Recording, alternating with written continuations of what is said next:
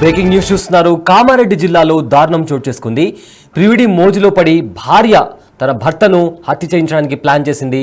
అయితే ఈ ఘటన కామారెడ్డి జిల్లాలో చోటు చేసుకుంది. సాడెం కుమార్, రేణుక ఇద్దరు భార్యాభర్తలు. వీరిద్దరిది మాచారెడ్డి మండలం ఘన్పూర్ గ్రామం.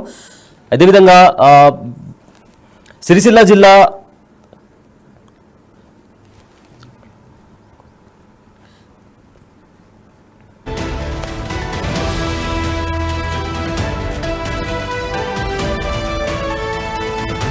బ్రేకింగ్ న్యూస్ చూస్తున్నారు. కామారెడ్డి జిల్లాలో దారుణం చోటు చేసుకుంది. ప్రియుడి మోజులో భర్త హత్యకు భార్య ప్లాన్ చేసింది. అయితే సాడెం కుమార్, రేణుక ఇద్దరు భార్యాభర్తలు. వీరిద్దరిది మాచారెడ్డి మండలం ఘన్పూర్ గ్రామం. అయితే తుప్రాన్ మున్సిపాలిటీలో కుమార్ జూనియర్ అసిస్టెంట్ గా పనిచేస్తున్నాడు. సిరిసిల్ల జిల్లా తంగపల్లి గ్రామానికి చెందిన పూజారి మహేష్ తో రేణుకకు వివాహేతర సంబంధం ఉన్నట్టు తెలుస్తుంది. అయితే భర్త కుమార్ ఆస్తి కోసం రేణుక కుట్ర పన్ని ఎలాగైనా తనను చంపేసి ఆస్తి కాజేయాలని చెప్పి ప్లాన్ చేసింది. అయితే హైదరాబాద్లోని అల్వాల్కు చెందిన మహమ్మద్ అష్వాక్ అహ్మద్తో 15 లక్షల రూపాయల డీల్ కుదుర్చుకొని మర్డర్కు డీల్ ఇచ్చింది. అయితే అష్వాక్ అనుచరులు 2 లక్షలు అడ్వాన్స్ తీసుకున్నారు. మర్డర్ చేసేందుకు గ్యాంగ్ ని కూడా సిద్ధం చేశారు. అయితే ఈ విధంగా దాంట్లో భాగంగా ప్రియుడు కూడా ఈ ప్లాన్ లో హెల్ప్ చేశాడు. అయితే గత నెల 21న ఫరీద్పేట గ్రామ శివారులో కుమార్ పై రాళ్లతో దాడి చేసింది సుపారి గ్యాంగ్.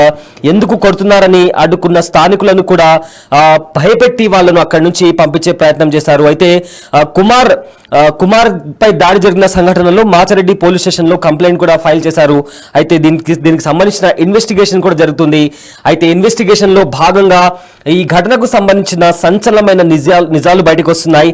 భార్య రేణుకే భర్త అడ్డు తొలగించడానికి ప్లాన్ చేస్తున్నట్టు కూడా పోలీసులు కనిపెట్టారు. అయితే ప్రియుడితో కలిసి స్కెచ్ వేసినట్లు కూడా ఇన్వెస్టిగేషన్ లో తేలింది. ఇదే భాగంగా టెక్నికల్ డీటెయిల్స్ తో సంబంధించి ఏదైతే వాళ్ళు ఫోన్ కాల్స్ మాట్లాడారో దానికి సంబంధించిన టెక్నికల్ ఎవిడెన్స్ ని బయటకు తీసుకొచ్చి నిందితులను పట్టుకున్నారు పోలీసులు. అయితే దీనికి సంబంధించి పోలీసులు ఏం మాట్లాడారో ఒకసారి విందాం. తుప్రాన్ మున్సిపల్లో జూనియర్ అసిస్టెంట్గా వర్క్ చేస్తున్నాను. నేను ఎప్పటిలాగే డ్యూటీకి శనివారం నాడు వీకెండ్ కావడం వల్ల ఇంటికి రావడం జరిగింది. శనివారం నాడు ఇంటికి వచ్చి ఆదివారం నాడు వీకెండ్ ముగించుకొని సోమవారం నాడు ఉదయమే డ్యూటీలో పాల్గొనాలి కాబట్టి డ్యూటీకి వెళ్ళడం జరిగింది. ఆ డ్యూటీకి వెళ్ళే క్రమంలో మార్గ మధ్యంలో ఫరీద్పేట గ్రామం వద్ద చేరుకోగానే గుర్తు తెలియని దుండగులలో నాపై హత్యాయత్నం చేశారు. కింద పడేసి రాళ్లతోటి కొట్టారు. విపరీతంగా దాడి చేయడం జరిగింది. ఆ దాడి నుంచి తేలుకునే లోపట్ల మాకు అసలు ఎందుకైంది ఏమైందని అర్థం కాలేదు. ఆ లోపట్ల వేరే ఆ విలేజ్ వాళ్ళు కొంతమంది అటు నుంచి దారి నుంచి రావడం వల్ల వాళ్ళు పరిగెత్తి మేము ప్రాణాలు కాపాడుకోవడం వాళ్ళు పరిగెత్తడం వల్ల ప్రాణాలతో ఈరోజు ఉండడం జరిగింది. కొట్టించినామే తర్వాత తెలిసిన తర్వాత మేము షాక్ అయినాం. మా ఇంటామిన కొట్టిపించింది అనడం వల్ల రేణుక కొట్టిపించింది అనడం వల్ల మేము ఒకసారి కంగు తిని షాక్లోనైనాం. అసలు ఎట్లా ఎందుకు చేసిందని చెప్పేసి మాకేం అర్థం కాలేకపోయింది. పోలీసు వాళ్ళ ఎంక్వైరీలో వాళ్ళ ఎవరితో ఎఫ్ఐఆర్ ఉందని చెప్పేసి కొట్టిపించి అది చంపే ప్రయత్నం చేయించారని తెలిసింది. 15 లక్షలు మాట్లాడారంట చంపడానికి. దానికి గాను 2 లక్షలు అడ్వాన్స్ ఇచ్చారని తెలిసింది. ఇనుపరాళ్ళు తీసుకురావడం జరిగింది, గొడ్డలు తీసుకురావడం జరిగింది చంపడం కోసం.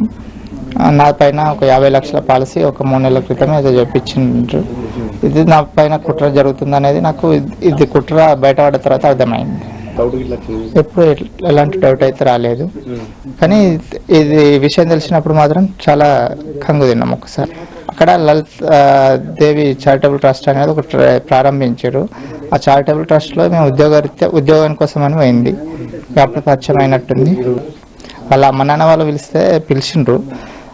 పని ఉన్నది, పని చేసుకుందు రమ్మని చెప్పేసి వెళ్తే అక్కడికి పోయింది అన్నట్టు. పోయేటి రోజు నా దాంట్లోకి ఫోన్ చేసిందని చెప్పేసి పోలీసు వాళ్ళు అన్నప్పుడు మేము కంగు తిన్నాం, కానీ నా దాంట్లోకే చేసిందంట. నేను అంటే బాత్రూంలో స్నానానికి ఇట్లా వెళ్ళినప్పుడు చేసిందా ఏమో అని పూర్తిగా అయితే సమాచారం నా దాంట్లోకి పోయిందని చెప్పేసి చెప్పడం జరిగింది. అవును, నా కొడుకు పేరు కుమార్.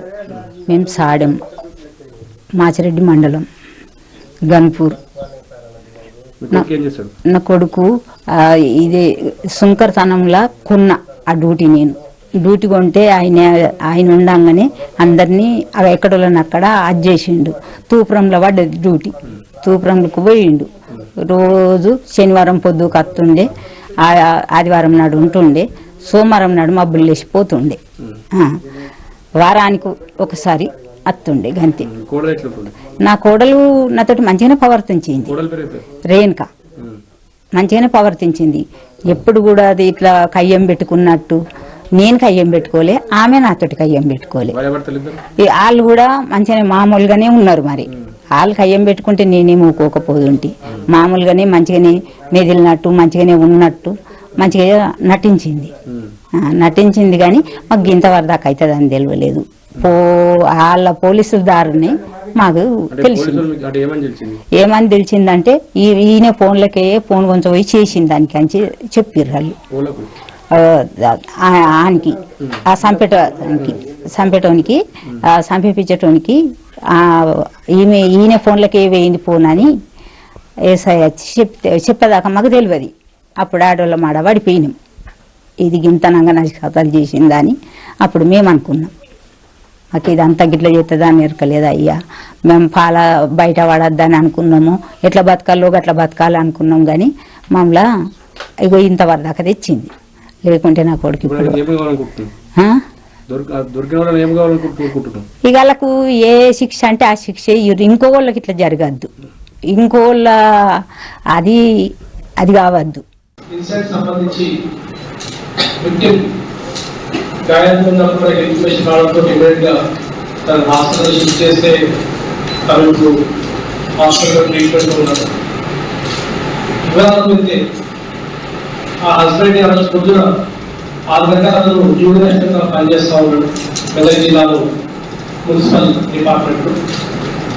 ఆ పర్సన్ మార్నింగ్ డ్యూటీకి వెళ్తున్నప్పుడు అతని మీద అటాక్ అయింది. కొంతమంది వ్యక్తులు కార్లు ఆటోలో వచ్చి అతని వెహికల్ని అడిగించి అతను దారుణంగా కొట్టి చంపే ప్రయత్నం చేశారు. నకిలీ ఆ సమయంలో ఆ రోడ్డు గుండా ఒక వెహికల్ తిరగడంతో ఆ వెహికల్ వాళ్ళు అక్కడ ఆపి తిరగడంతో అక్యూజ్ అందరూ కూడా అక్కడ నుంచి పారిపోవడం జరిగింది. ఇన్ఫర్మేషన్ తెలుసుకున్న పోలీస్ టీమ్ సీసీ కెమెరా మొత్తం కూడా వెరిఫై చేసి ఆ అక్యూజ్ ఐడెంటిఫై చేసి పట్టుకోవడం జరిగింది. అండ్ దాంట్లో main reason illegal affair between accused one of the accused Mahesh and ఎవరైతే ఇప్పుడు గాయాలతో హాస్పిటల్లో ఉన్నాడో అతని వైఫ్ మెయిన్ ఇందులో అక్యూజ్తో ఉన్నట్టు తెలిసింది. సో ఆ లేడీకి అక్యూజ్ మహేష్కి గత 4 సంవత్సరాలుగా ఒక ఇల్లీగల్ అఫేర్ ఉంది. అండ్ దాంతో ఈ హస్బెండ్ని అడ్డుదలు తెచ్చుకొని అతని జాబ్ని తీసుకొని అతనికి వచ్చే కాంపన్సేషన్ తోటి వీళ్ళిద్దరు సెటిల్ అయిన ప్లాన్ తోటి వీళ్ళిద్దరు కలిసి ఒక 15 లక్షల రూపాయల సుపారీకి ఒక గ్యాంగ్ని మాట్లాడడం జరిగింది. ఆ గ్యాంగ్కి ఇతని ఫోటోగ్రాఫ్ ఇచ్చి ఇతను చంపాలని చెప్పేసి ఇతను వెళ్ళే రూట్ని మొత్తం కూడా స్వయంగా మనకు విక్టిమ్ వాళ్ళ వైఫ్ అండ్ అక్యూజ్ మహేష్ కలిసి ఆ గ్యాంగ్ మొత్తం చూపించి ఒక పథకం పని 21st రోజు మార్నింగ్ ఆ డేట్ ఫిక్స్ చేసుకుని అక్యూజ్ స్వయంగా అక్కడ ఉంది. అండ్ విక్టిమ్ వాళ్ళ వైఫ్ కూడా మొత్తం ఇన్ఫర్మేషన్ పాస్ ఆన్ చేసి ఎప్పుడైతే ఇంట్లో నుంచి బయలుదేరాడు ఆ ఇన్ఫర్మేషన్ కూడా అక్యూజ్కి ఇవ్వడంతో వాళ్ళు పరీపేట గ్రామ సమీపంలో గల ఈ ప్లేస్లో ఇక్కడ మన శ్రీరామనగర్లో అక్కడ వాళ్ళని ఆపి అటెంప్ట్ చేయడం జరిగింది. అండ్ దీనికి సంబంధించి ఈ సుపారీకి సంబంధించి ఆల్రెడీ 2 లక్షల రూపాయలు ఈ లేడీ మహేష్ ద్వారా ఆ పర్సన్లకు ఆ గ్యాంగ్కి ఇవ్వడం జరిగింది. అండ్ ఆ గ్యాంగ్లో ముఖ్యమైన పర్సన్స్ మహమ్మద్ అష్రఫ్, మహమ్మద్ ముబీన్, మహమ్మద్ యాకూబ్. ఈ గ్యాంగ్లో మరొక 2 సభ్యులు ఉన్నారు. వాళ్ళు ఇంకా వాళ్ళ కోసం మేము గాలింపు చర్యలు చేస్తా ఉన్నాం. ఈ గ్యాంగ్ మొత్తం కూడా ఆల్వార్ సంబంధించిన వాళ్ళు.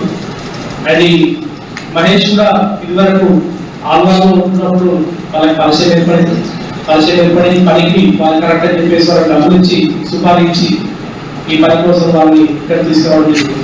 తూప్రాన్ మున్సిపల్లో